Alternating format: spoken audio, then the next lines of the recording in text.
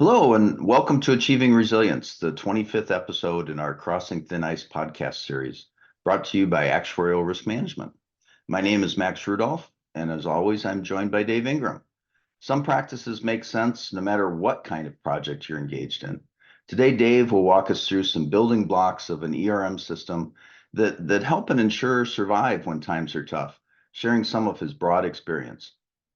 We hope the Crossing Thin Ice podcast series will help you with your ERM program and risk knowledge. Our program sometimes looks at specific risks, and other times will consider practical aspects of risk management. By the way, nothing in today's podcast is intended to be investment advice. We are here to provide educational material on ERM topics without getting lost in the weeds. We hope that you will also take advantage of our complimentary quarterly newsletter and webcast on a variety of risk management topics. Let's get started and talk about resilience.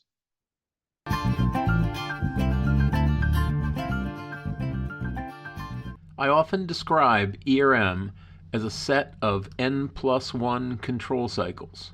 That is, one for each of the N key risks, and one more for control of the aggregate risk in comparison to the aggregate ability to absorb losses, usually in terms of surplus. These control cycles are the true skeleton of ERM, but there are four additional aspects to ERM that are needed to provide resilience for those who adopt and maintain an ERM system. The first of those is transparency, and transparency is needed around the level of exposure to key risks, the success or failure of risk mitigation activity, and the gains or losses associated with past risk exposures. The second is discipline. That is the commitment to reliable management of all key risks and to the aggregate risk of the firm. The third is alignment. Alignment is consistency between the primary strategic objectives of the firm and the objectives of the risk management programs, so that ERM supports the primary goals of the firm. The fourth is adaptability. That means planning to react to information about the changing risk environment, to keep the focus on the risk management system that's needed to succeed next year, not last year.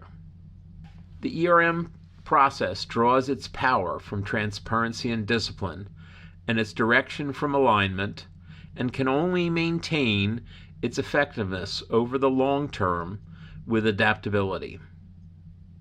While each of the four keys to ERM provide these tangible benefits, resilience can only be achieved with all four.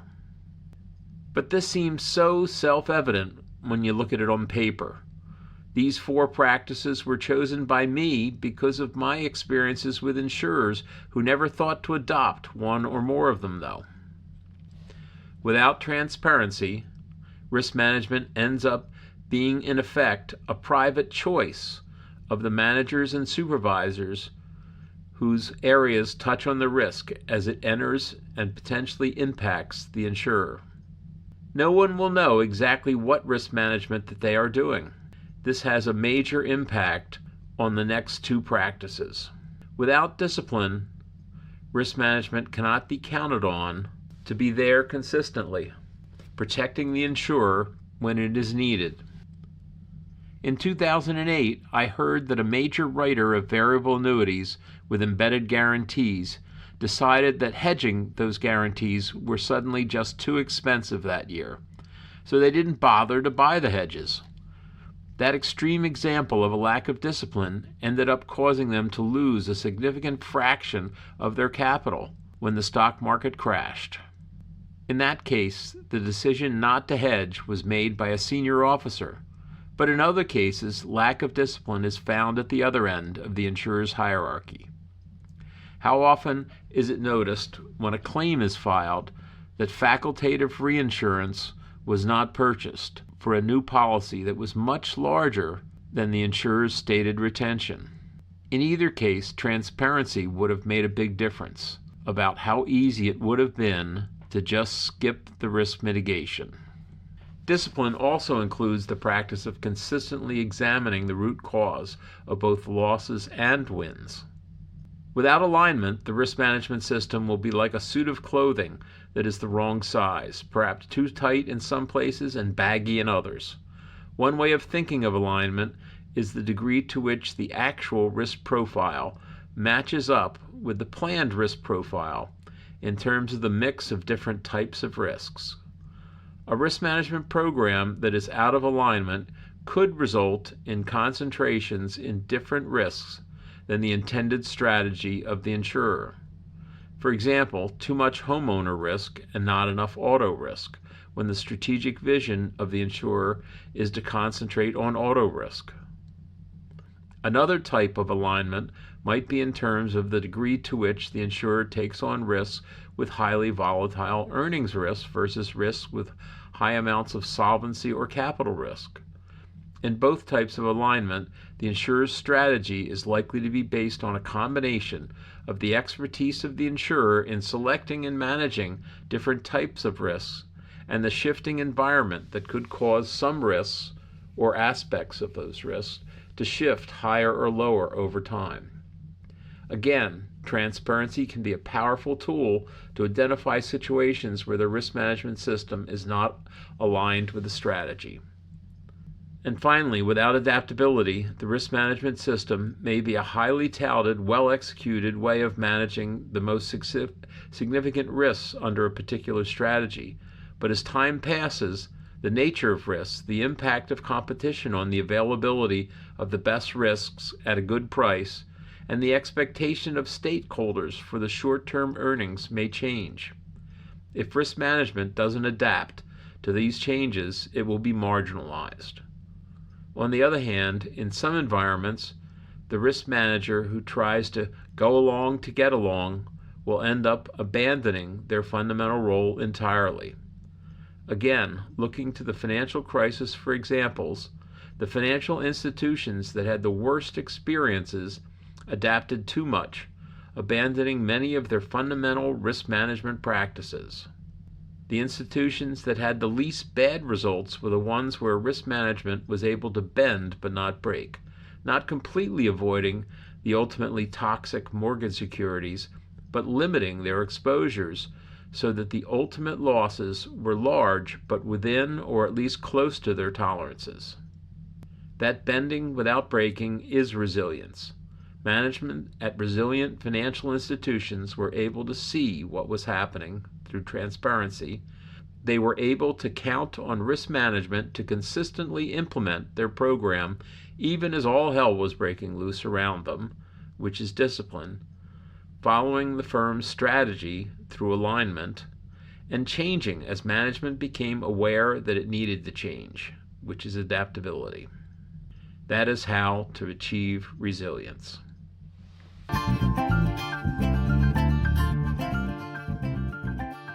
Are you challenged to meet your need for actuaries? Actuarial Risk Management can help. ARMS Data and Modeling Institute, or DMI, is a team of talented and experienced modeling actuaries working with an extensive bench of senior consultants. ARM will partner with you to shift all or part of your actuarial and modeling needs to the DMI at a significant cost savings without sacrificing integrity. Contact ARM today about how the DMI's modeling and valuation services can help position you and your company for tomorrow's challenges.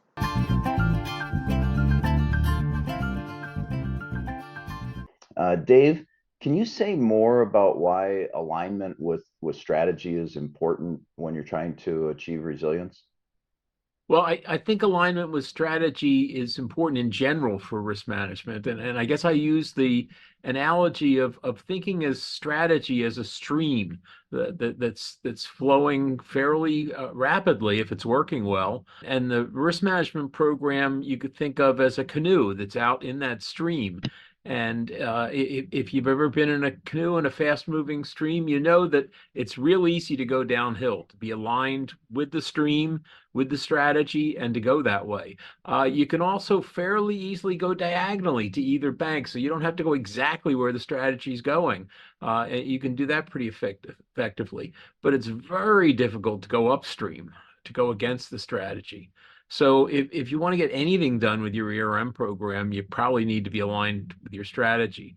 And if you're going for resiliency, you do want to have an effective ERM program. But sometimes you have to recognize too that the strategy needs to adapt. We talked about risk management needing to adapt, and sometimes the strategy, the stream needs to go a different direction if the company is going to be successful in a changing situation. That's interesting. Dave, we've been doing this for a while now. This isn't our first set of topics. This one reminds me of some of the others that you've written in the past. So how does the story here of adaptability relate to a recent topic that you covered? Why insurers do ERM, and how does that apply here? Well, in that why insurers do ERM story, we talked about a survey that we did about risk management priorities. And we had, I think it was a dozen or different possible strategy statements. And I was a little bit surprised at first as to which ones kind of rose to the top with the highest priority and which ones fell to the bottom with the lowest. But after I thought about it for a while, I realized that yeah, that's probably right, and it relates to the what I just said about strategy needing to adapt and risk management adapting because of how different the last couple years have been, the number of really major disruptions that we've seen, between the pandemic itself, the secondary effects of the pandemic on economies and supply chains and inflation, and then in addition the major conflicts that have started to break out and the repercussions of those. It's a very difficult time right now.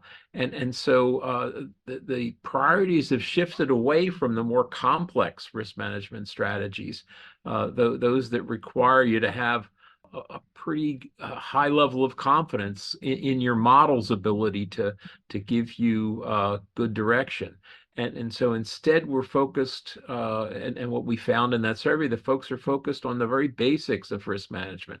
Identifying risk, for instance, is something that you kind of took for granted for a long time, but we got it wrong. Hardly anybody had a pandemic real high on their risk register before it happened, for instance. And so being better at identifying risks, for instance, is something that people identified as a possible priority. They shifted away from growth as well. When things are uncertain, you don't want to charge ahead and grow in a really rapid way because you're afraid that whatever you grew in will be the thing that blows up next. So you probably want to be a little bit conservative about your growth goals as well. So you're shying away from the growth, you're shying away from the complex management, and you're sticking with the simpler things. And so that's adapting. Well, let me ask you a question, Max. We've talked about this a number of times. How do you think it best to strike a balance between short-term profitability and long-term resilience? Because that's sometimes what it seems like the trade-off is. What factors should be considered in this kind of decision making? Yeah, I don't think there's a specific formula that you can use. You can build off transparency, discipline, alignment, and adaptability as you talked about, and those are a great start. But experience, I think, plays a role. It's hard to have foresight without having seen previous cycles. I've said before that investors typically start out thinking they can optimize results using a formula, often as traders would, until they live through a correction and they find that it doesn't work. It's always best, by the way, if that education comes early in their career with small amounts of capital. There's a risk when you have long periods of stability of thinking that you're smarter than you really are. But after a second correction, many of these investors become either indexers or value investors. And just as there are few old, bold pilots, there's few investors who retire rich after being traders their entire career. A value investor looks at insurance. Looking at insurance will apply a capital charge, use fully loaded expenses, reasonable discount rates, and somewhat conservative assumptions based on uncertainty. They'll work in tandem with the time horizon of the liabilities, making sure asset liability management is conservatively managed. And these assumptions need to work in the future.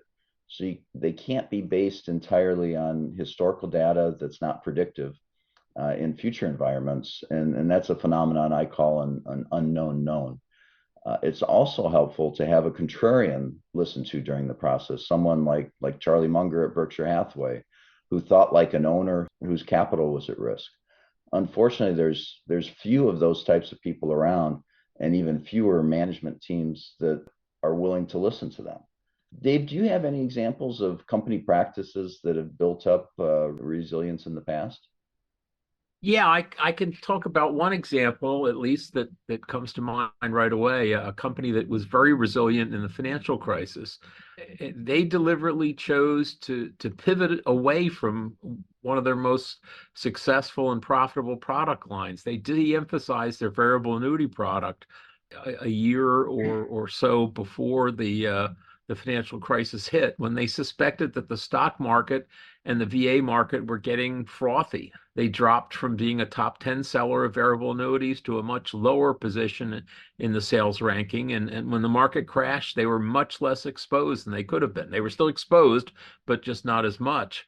And in that case, they were able to show all four of the elements that I suggested were important for resilience with the RM. Their risk management and their company strategy were both adaptable, and they were aligned with each other. They also executed this change in a way that was both disciplined and transparent. Sometimes even when a company tries to pivot that way, they have some rogue operators who are not disciplined and decide to go with a former strategy anyway. And this company, they were able to execute with full alignment there all the way down the line.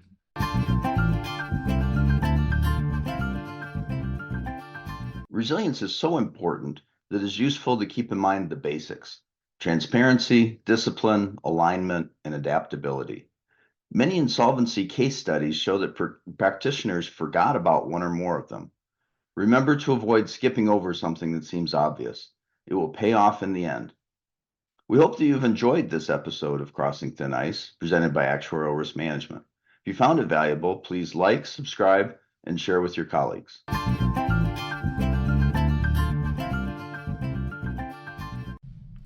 Thanks for listening to today's podcast. Now we want to tell you about ARM's ERM Advisory Services. Our ERM Advisory team, led by Dave Ingram and Max Rudolph, is available to provide a wide range of support to your enterprise risk management program. For example, we provide ERM training and education for insurer boards, executives, risk management staff, and general employees. The Crossing Thin Ice series of newsletters, webcasts, and podcasts, which you just listened to, are examples. A full range of ERM topics are available for presentation in person, live via webcast, or delivered as a recording for general ERM education or advanced training. And we can adapt our material to align with your existing or planned ERM approach. We are happy to discuss your situation and how we might provide you with the help that you need to move forward, drawn from our decades of experience working with insurer ERM programs.